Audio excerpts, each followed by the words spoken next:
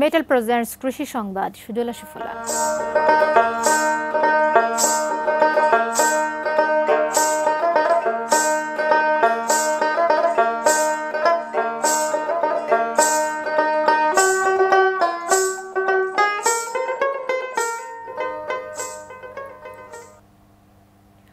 জয়পুরহাটে গত বছরের চেয়ে বেড়েছে রোপা আমন ধানের চাষ। জেলার বিভিন্ন মাঠে মাঠে নানান জাতের ধান রোপণ করছেন কৃষকরা। প্রথম দিকে বৃষ্টি না হওয়ায় জমিতে সেচ দিতে হয়েছে, তবে এখন বৃষ্টি হওয়ায় মাঠে পর্যাপ্ত পানি রয়েছে, তাই ধান রোপণে কোনো সমস্যা হয়নি কৃষকদের।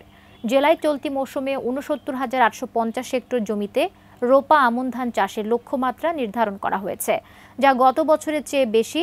জেলা কৃষি বিভাগ জানায়, জেলায় ধান রোপণ প্রায় শেষের দিকে। কৃষি অফিসের পক্ষ থেকে কৃষকদেরকে সব ধরনের সহযোগিতা দেওয়ার এবারের লক্ষ্যমাত্রা ছাড়িয়ে যাবে।